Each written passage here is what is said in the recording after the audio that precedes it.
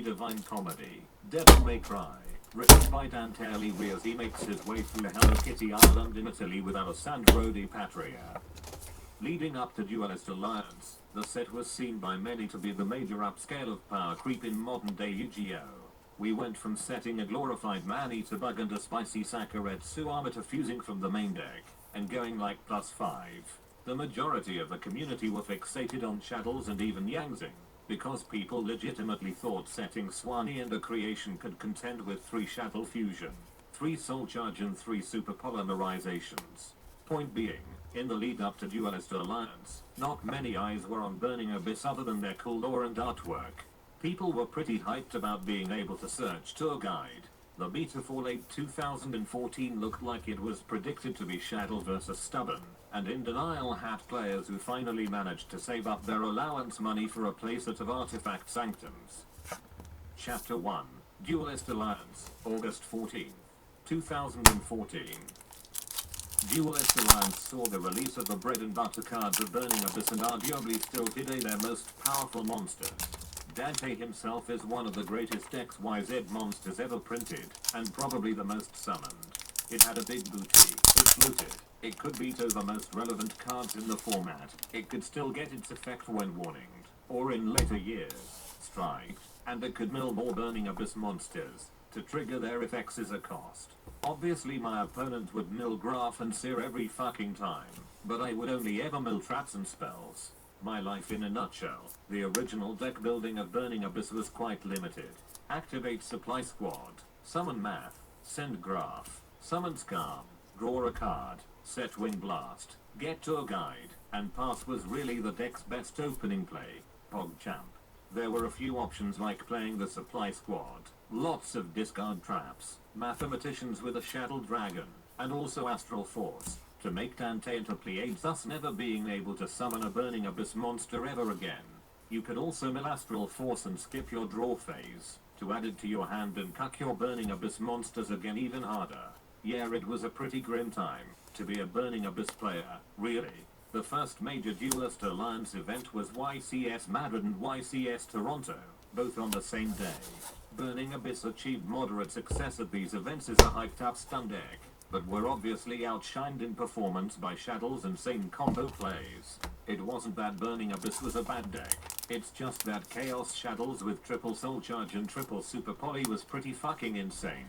A major landmark accomplishment for Burning Abyss at YCS Madrid was Shabbos. Because if you can't beat them, join them.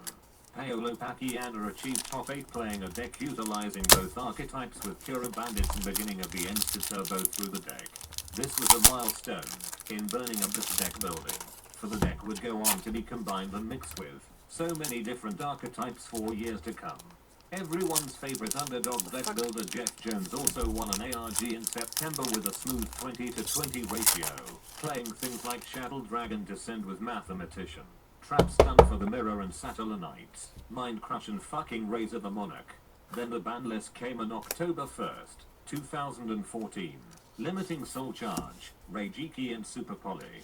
This severely crippled Shaddolls, and leveled the playing field for Burning Abyss. Of course, we have the great Billy Break to save us, and come up with a strategy to fix and define the meta for us at the forthcoming YCS Dallas in October. How do we make our decks consistent and still powerful post-ban list? Well, apparently the best way to break the meta is to play every fucking card in said meta. Fuck my life. Billy's 60 card YCS Dallas list is an extension of Shabbos, but with more traps and the whole artifact engine, while taking advantage of the versatility of cards like Mathematician being able to trigger basically anything in the entire Duelist Alliance booster pack. What the fuck? Chapter 2, The New Challengers, November 6th, 2014. New Challengers was a booster pack that contained some of the worst fucking Burning Abyss cards that would ever see the light of a sweaty local's basement. Alich, who would only ever be used for negating Flying Sea, and Calcat, who was pretty much just a name. Conversely, we saw the introduction of the Tuna Rubik and of course Virgil, an underappreciated boss monster. For the rest of the meta, notable cards released were those such as Shadowhound, X-Deal or Just Kidding. That was fucking garbage. but they got L Shaddoll fusion, which means they were now able to dodge your shitty karma cut during the battle phase, and make another construct to further punch your cunt in. Satellanites also got a new monster whose main effect was the antithesis of Burning Abyss, non-destructive removal with Trivia. You were now basically forced to make lots of downed magicians with Seers and Dantes as your materials, or your deck would be bounced back to the Stone Age. It also had the effect where it would discard one card from your hand, but in a format of Shaddoll and Burning Abyss. It was not a very clever idea to use that effect. But of course I only ever played against fucking idiots and they use that effect anyway, and would always hit the only non-graveyard effect card in my hand. Fuck you. A new archetype also came into the fray. Clifford would become the Shaddoll, while at the same time being a fairly balanced to very favorable matchup for Burning Abyss, depending on how quickly you came to realize that Fire Lake of the Burning Abyss was absolutely fucking bonkers. The last relevant card to mention from new challenges was Denko Sekka. Denko Sekka. Denko fucking Sekka. If you haven't experienced the pure terror and fear of when your opponent asks if it's okay to enter the main phase, while you have a Dante and 3 back row, none of which can answer a Denko, then good for you, cocksucker. The first big event of new challenges was ARG Raleigh. Patrick Hoban went on to win this event, then win YCS Anaheim 2 weeks later with basically the same deck, maining enemy controller, so that you could OTK your opponent using their own constructs, or taking their Dantes to rank up into downed magicians. This was while most of us plebs were still playing Burning Abyss, as if it was a stun deck in a format with 3 L Shaddoll fusion and 3 Denko Sekka. This is why we suck.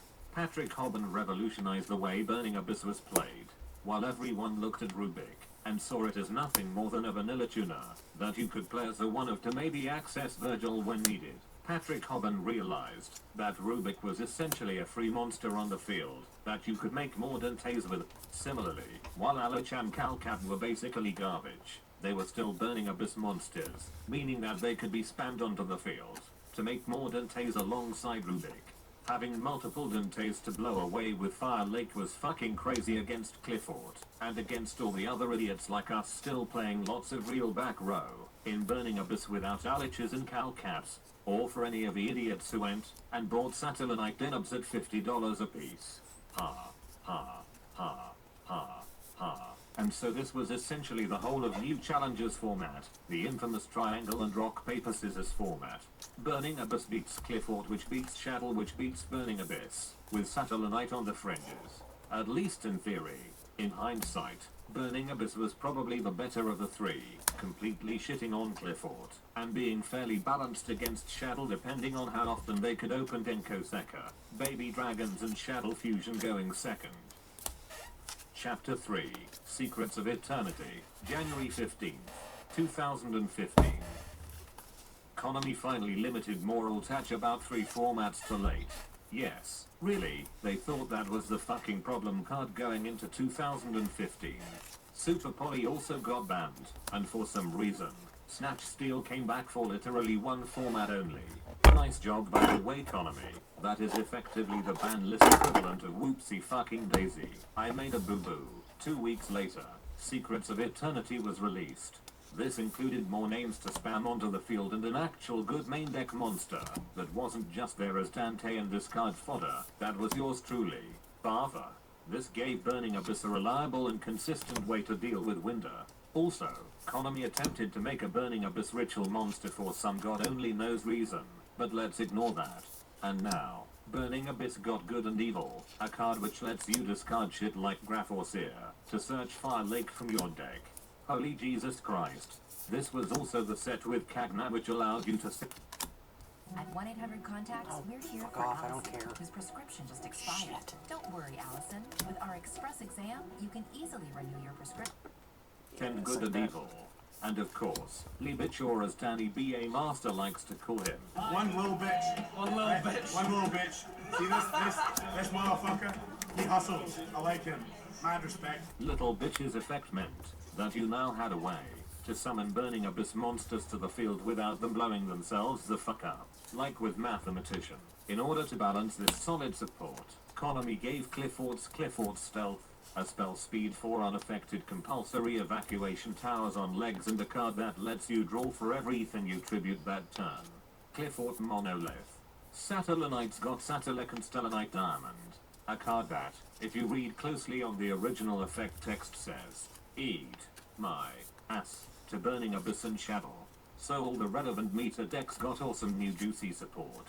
Oh wait, I forgot Shaddoll. I guess they got Shaddoll Windigo. Sometimes I wonder if Konami actually read their cards and consider the repercussions of coming formats before they release sets and new ban lists whenever they're hit out with shit like Windigo. Nobody in the history of this game has ever played that card in a deck list, even at locals. Not real people, at least. Anyway, I digress. Burning Abyss were now pretty much above the triangle, and about a mile ahead of the competition. At YCS Charleston 2015, apart from that crazy dude winning Swiss with Volcanics, the representation of Burning Abyss in top cut was almost 2/3 of the meter alongside Clifford and a few dolls.